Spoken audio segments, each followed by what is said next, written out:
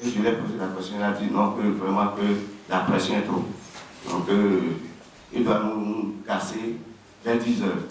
Chassés pour planter des cocotiers, expulsion forcée pour le tourisme et l'aménagement du littoral au Bénin. Le bureau régional d'Amnesty International pour l'Afrique de l'Ouest et centrale rend public son rapport qui porte sur le Bénin.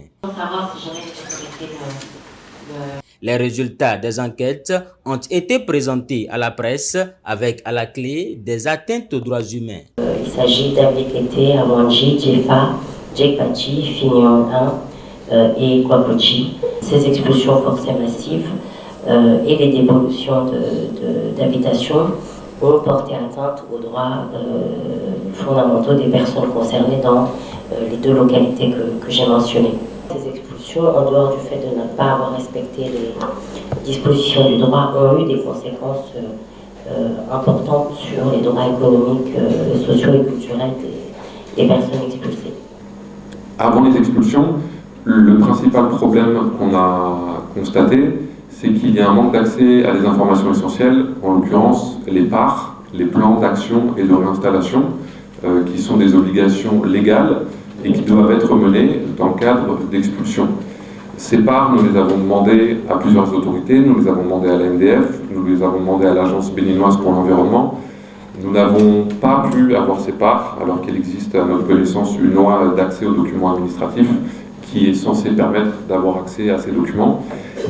Ces documents existent, nous a dit l'AMDF, dans le cas d'Abekete et dans le cas de Djekpachi. L'AMDF nous a dit que ces documents étaient partagés avec les habitants. Nous ne pouvons pas évidemment confirmer cette information puisque nous n'avons pas reçu ces documents et c'est un premier problème d'importance. Donc le délai insuffisant n'a évidemment pas permis aux gens de se préparer correctement à leur expulsion et on peut imaginer les conséquences qui seront mentionnées dans la troisième partie sur justement les conséquences sociales, économiques et culturelles, mais c'est l'un des nombreux problèmes qui a été constaté, c'est cette question de préavis, de délai suffisant. L'un des cas les plus emblématiques étant celui de Fignon 1, puisque le quartier a été détruit alors que les gens étaient encore sur place. Donc Fignon 1 a été détruit, comme vous le savez, en partie de nuit, sous la pluie, en période d'examen scolaire. Les gens nous ont expliqué que leur logement a été cassé, ils n'ont pas forcément le temps de récupérer des matériaux, tuiles ou autres qui auraient pu être utilisés pour reconstruire. Des objets ont été cassés, certaines personnes nous ont expliqué qu'elles ont même été blessées lors de ces opérations. Tout cela est contraire évidemment au droit international. Les enquêtes ont eu lieu dans 6 quartiers et villages dont les populations ont fait l'objet d'expulsions forcées. Ils sont à cette maison, dans une chambre de fortune. Moi, avec sa maman, nous 6.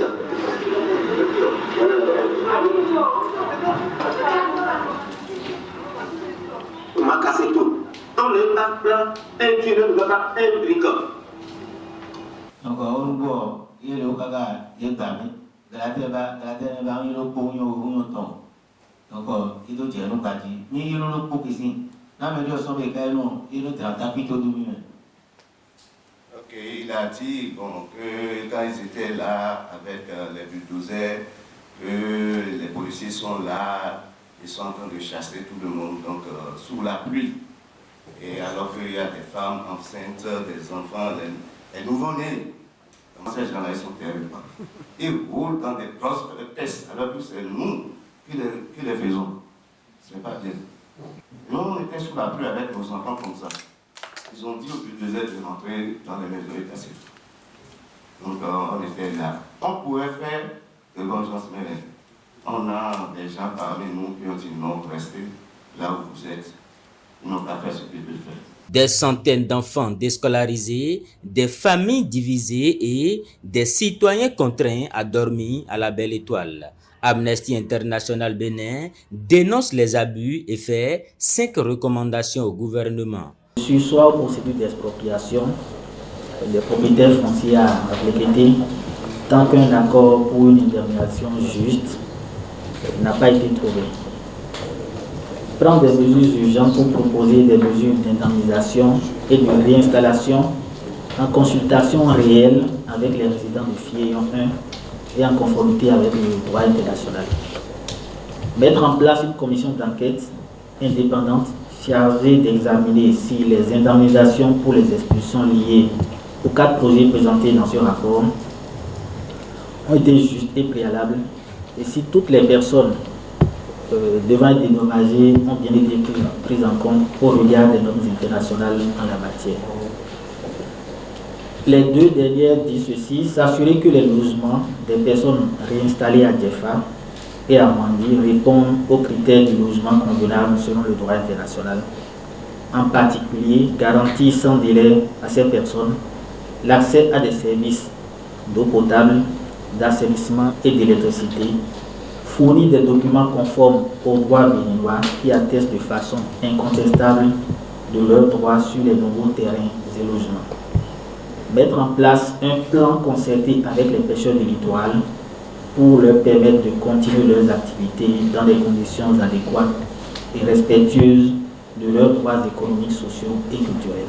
Par ailleurs, des recommandations d'ordre général et sur toute autre intention d'expulsion ont été adressées à l'État béninois. À la question de savoir si jamais les autorités